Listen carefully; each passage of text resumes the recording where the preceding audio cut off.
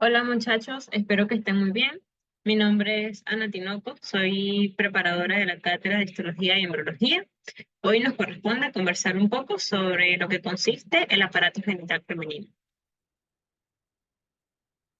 Dentro del contenido que hoy vamos a estar revisando, vamos a ver las generalidades, el ovario, las tubas uterinas, el útero, la vagina y los genitales externos.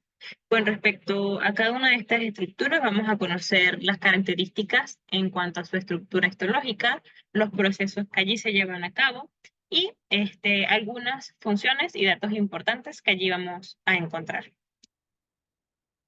Ahora bien, en cuanto a las generalidades, tenemos que el sistema genital femenino lo podemos dividir esquemáticamente en genitales internos y genitales externos.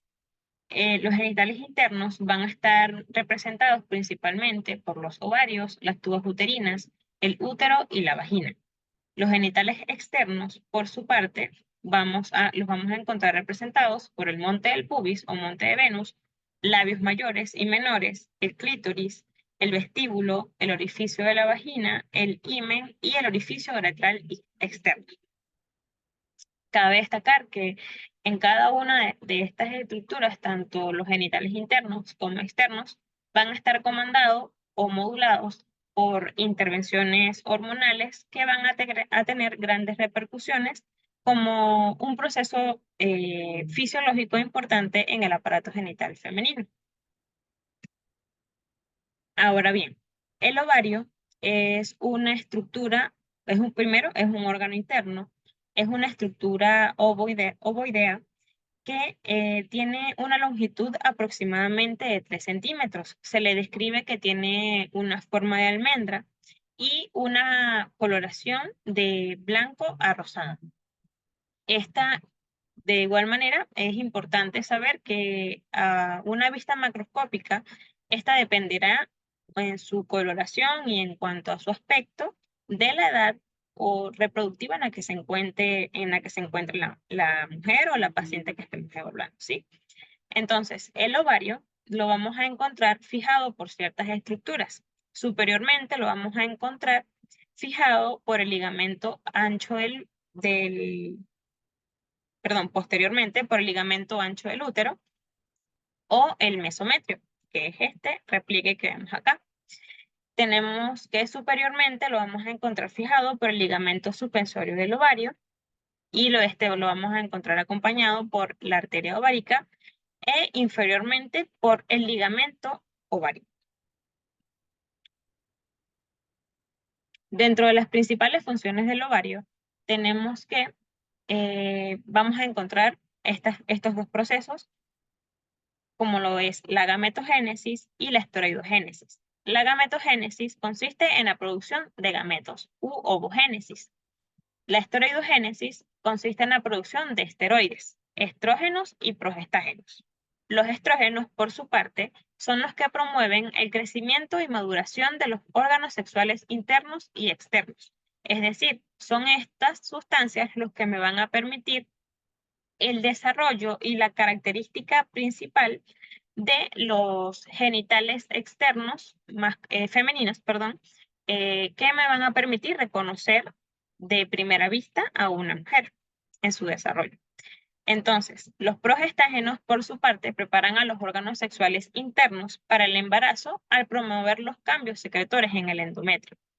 El útero, como sabemos, es el órgano principal encargado de albergar a ese ovocito u óvulo ya maduro, que se implanta en la mucosa del útero cuando es fecundado. Y los progestágenos son los que se van a encargar de prepararlo y a todas las demás estructuras para que este proceso pueda darse a cabo y de igual manera acompañar a todo el proceso que se da durante el mes, normalmente en la mujer, y los cambios secretores que se dan en cada parte de este periodo, ¿sí?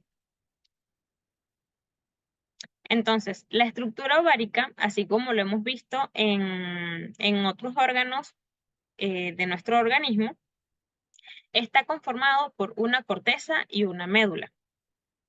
La corteza, por su parte, vamos a, o en sí, la completa estructura ovárica, lo vamos a ver representado por su porción externa por un epitelio germinativo. Este epitelio germinativo del ovario está conformado por un epitelio simple de células cúbicas o cilíndricas.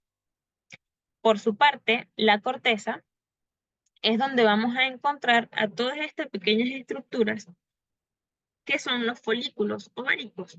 Estos folículos son los que son los que tendrán en su responsabilidad darle con la maduración del ovocito. Y los vamos a encontrar en la corteza ovárica, ¿sí?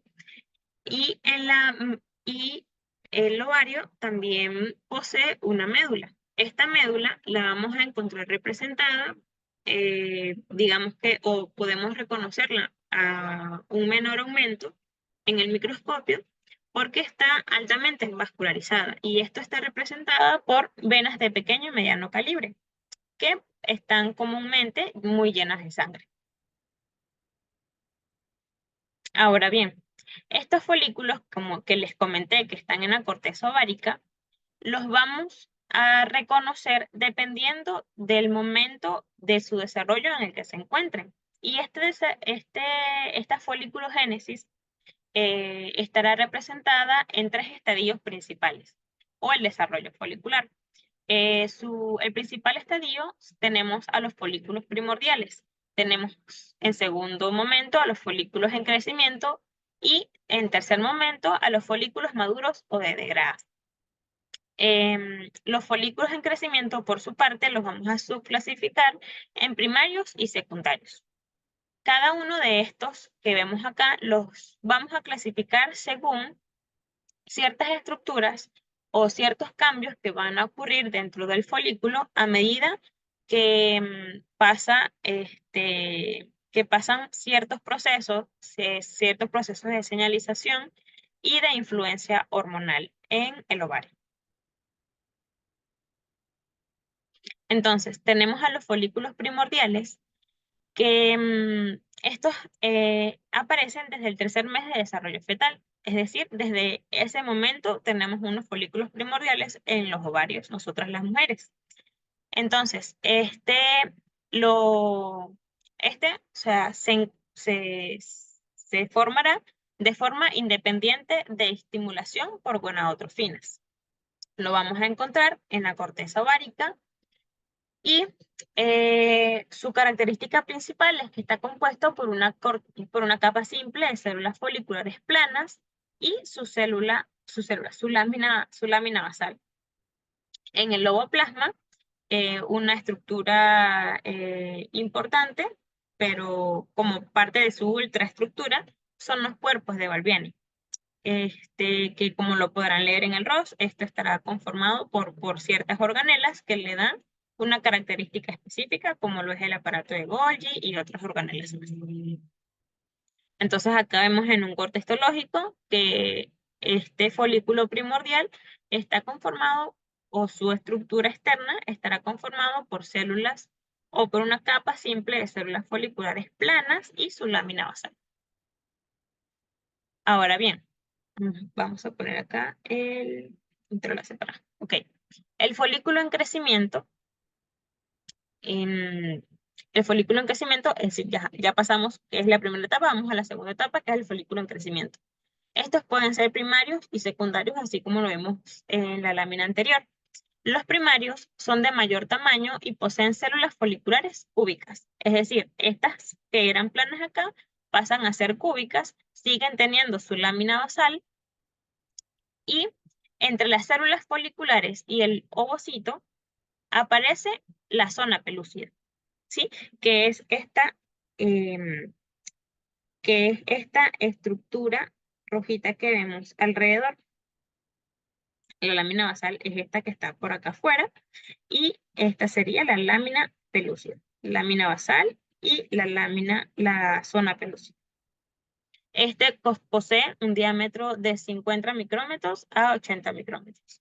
Acá vemos un corte histológico, acá tenemos al folículo en crecimiento y primario, que está conformado por células cúbicas o células foliculares cúbicas y la zona pelúcida. El folículo en crecimiento en su estadio avanzado o primario avanzado, aquí comienza esa capa de células foliculares que antes era simple, comienza a sufrir una estratificación en la capa de células foliculares para formar una capa granulosa. Entonces ya no la vamos a llamar como una capa de células foliculares simple, sino como una capa granulosa.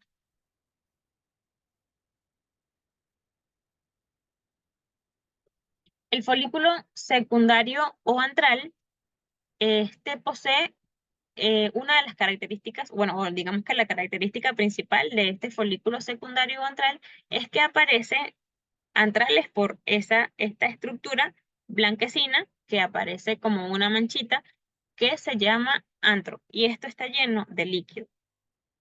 Este folículo secundario se hace más profundo en el estroma cortical del ovario, es decir, se dirige o lo vamos a encontrar en dirección hacia la médula del ovario. O sea, no completamente en la médula, sino cercana a ella.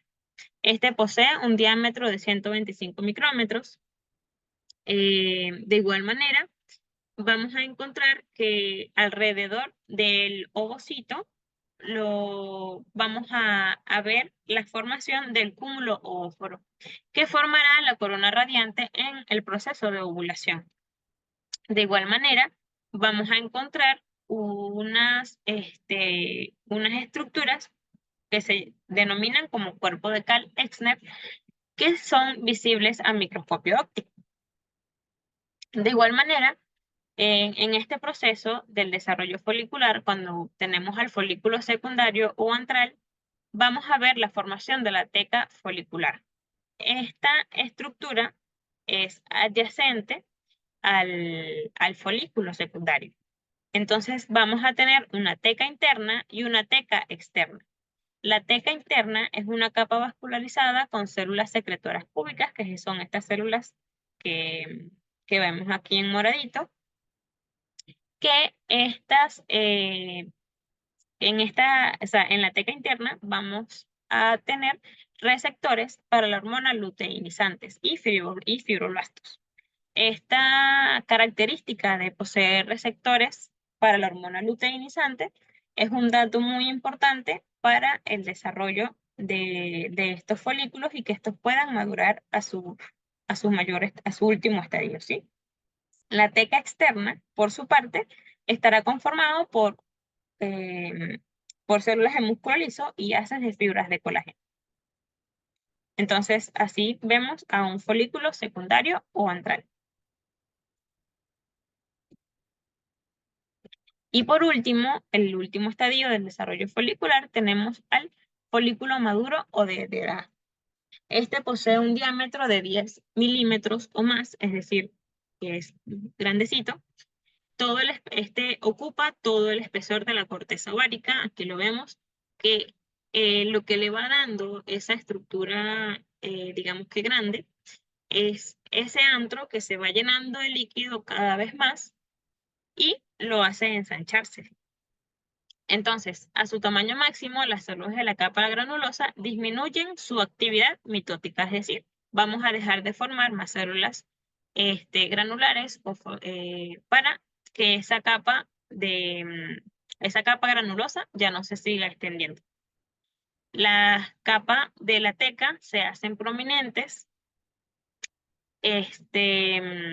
y una característica importante es que por la presencia de la enzima aromatasa en las células de la granulosa, se cataliza la conversión de andrógenos en estrógenos para aumentar el tamaño del folículo. Es uno de los otros procesos que me van a ayudar a que el folículo tome su crecimiento máximo y yo pueda liberar al ovocito maduro.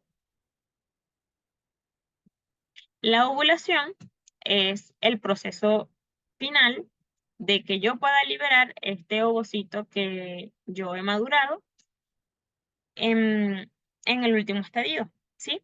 Entonces, la liberación del ovocito secundario lo vamos o sea, llevará a cabo cuando el ovocito ha completado su primera meiosis, inicia la segunda meiosis y se detiene en la metafase de la meiosis 2. Aquí vamos a ver un aumento de líquido y presión dentro del folículo por proteólisis. Y bueno, el proceso de ovulación se va a, a regir por ciertos procesos que van a influir para que este se pueda llevar a cabo. Como ya lo comenté, el aumento de líquido y presión dentro del folículo, la proteólisis enzimática por plasminógeno activado, los depósitos de glicosaminoglicanos dirigidos por hormonas entre el complejo del ovocito y el cúmulo ósforo y la granulosa. La contracción de las fibras musculares lisas en la teca externa, que está desencadenada por prostaglandinas. Entonces, una vez que este proceso, o sea, cada uno de estos procesos están llevados a cabo sin ninguna interrupción, el, el folículo libera al ovocito detenido en la metafase de la meiosis 2 y así se ve, ¿sí? Aquí hacia, lo libera hacia la ampolla de las trompas de falopio para que él continúe su recorrido hacia el útero, ¿sí? Y que pueda ser fecundado. Entonces, en este momento, ya tenemos a un ovocito listo para ser fecundado por un espermatozoide. Ahora bien, las tubas uterinas. Las tubas uterinas son órganos tubulares encargados de transportar al óvulo desde el ovario, que sale por aquí, hasta el útero. Estas tienen una longitud aproximada de 10 centímetros a 12 centímetros. En cuanto a su estructura anatómica o macroscópica, tenemos que la podemos dividir que esta posee fimbrias que me ayudarán a captar al ovocito que está liberado por el ovario. Tenemos una ampolla o ámpula, el istmo y el intramuro que se conecta con el cuerpo del útero. En cuanto a las características histológicas de las tubas uterinas, tenemos que la pared de las trompas posee 3 capas. Tenemos una serosa, una muscular y una mucosa. La serosa es la más externa, que está compuesta por mesotelio y tejido conjuntivo subyacente. Tenemos una capa muscular que está conformada por una capa circular interna y longitudinal externa. Y la mucosa, que posee pliegues longitudinales delgados más abundantes y que son más abundantes en la ampolla, en esta región. Las células de la mucosa están conformadas por un epitelio cilíndrico simple, que bueno, es el epitelio que vamos a ver conformado acá en la mucosa de las trompas. Tenemos también que este epitelio estará conformado por 2 tipos de células. Tenemos a las células ciliadas y a las células no ciliadas o en tachuela. Las células ciliadas son las más numerosas y principalmente en el infundíbulo. em, y les estaba diciendo, en el infundíbulo y en la ampolla. Ok. Entonces, las células ciliadas, no ciliadas o en tachuela, tenemos que son las células secretoras que producen el líquido con sustancias nutritivas al óvulo. El útero es un órgano hueco con forma de pera. Está localizado en la pelvis entre la vejiga y el recto. Este posee un peso aproximado de 30 a 40 gramos y 7,5 centímetros de largo. Este posee una luz aplanada en continuidad con las trompas y la vagina. Entonces tenemos que el útero posee un cuerpo y un cuello. La pared uterina estará representada por un endometrio, miometrio y perimetrio. El endometrio estará representado por la mucosa del útero. El miometrio es una capa muscular gruesa que tiene una función muy importante en su contracción para el momento de la expulsión del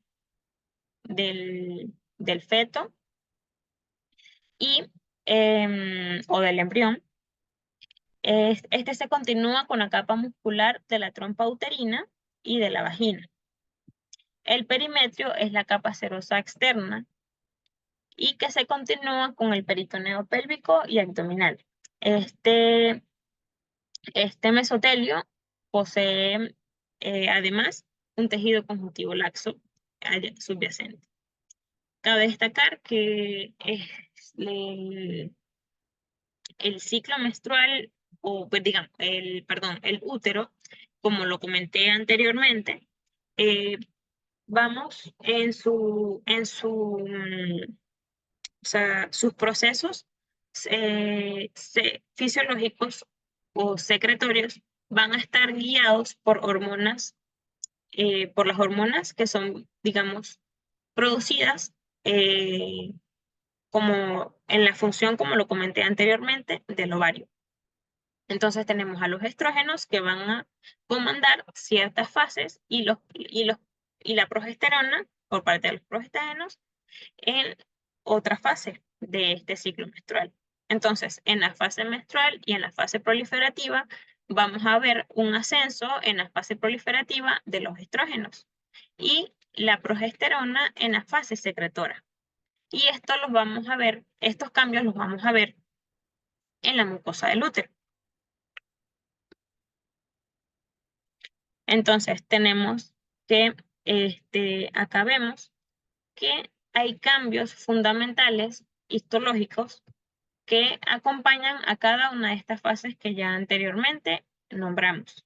Entonces, durante este periodo de estos días del ciclo menstrual, vamos a encontrar que si vemos o si comenzamos de la fase proliferativa, que ya se ha recuperado, digamos que es la fase de inicio, vamos a encontrar que las glándulas, que las glándulas uterinas van a encontrar o van a poseer una luz regular, a diferencia de la fase secretora. La fase secretora estas glándulas van a tener una luz acerruchada o una luz, digamos que no es uniforme o no es rígida. Y en la fase menstrual vamos a tener que esta mucosa va a estar descontinuada, ya que en la fase menstrual se está liberando o se está desprendiendo no es no es todo el espesor de la capa mucosa del útero, sino ciertas partes que nos vamos a encargar de profundizar en nuestras clases particulares. Entonces, bueno, eso es lo que comprendemos de lo principal que debemos conocer en cuanto a las fases del útero, las fases de los procesos fisiológicos que acompañan a cada una de las fases secretoras del útero. Entonces, la vagina, por su parte, es un tubo fibromuscular que comunica los órganos genitales internos con el medio externo. Ahora bien, la pared vaginal posee una capa mucosa, una capa muscular y una capa adventicia. La capa mucosa interna contiene unos pliegues o rugosidades transversales abundantes. Está revestida por un epitelio estratificado plano no queratinizado. Es decir, este epitelio estratificado plano podemos observar sus pequeños núcleos, a diferencia de otros lugares de nuestro organismo donde encontramos este epitelio estratificado plano, que no podemos observar sus núcleos debido al proceso de queratinización. La capa muscular, por su parte, la capa muscular Es intermedia y está organizada en dos estratos de músculo liso entremezclados, una capa circular interna y otro longitudinal externa. La capa adventicia externa está organizada en dos estratos, uno de tejido conjuntivo denso interno y un estrato de tejido conjuntivo laxo externo. Olvidé mencionarles que, bueno, la vagina la vamos a encontrar limitada desde el cuello uterino hasta el vestíbulo de la vagina, que lo vamos a encontrar comprendido entre los dos labios menores de los órganos genitales externos. Ahora bien, los genitales externos, en conjunto como les nombré anteriormente, se conocen como vulva. Estos están integrados por el monte del pubis, labios mayores, labios menores, clítoris y vestíbulo. Acá vemos una estructura representativa de los genitales externos del aparato genital femenino. El monte del pubis, por su parte, es una prominencia redondeada compuesta principalmente por tejido adiposo sobre la síntesis del pubis. Y bueno, obviamente este tejido adiposo subcutáneo, ¿sí? Y lo vamos a encontrar repleto de vellosidades o de vellos, vello púbico. Los labios mayores son dos pliegues cutáneos longitudinales grandes, que son los que vamos a encontrar más externos. Estos son homólogos a la piel del escroto en el aparato masculino. Estos están cubiertos por vello pubiano y contienen glándulas sebáceas y sudoríparas. Los labios menores, por su parte, son pliegues cutáneos sin vello. Estos son los labios menores. Estos limitan al vestíbulo vaginal y son homólogos de la piel del pene. Estos poseen abundantes vasos sanguíneos y fibras elásticas finas. De igual manera, posee abundantes glándulas sebáceas.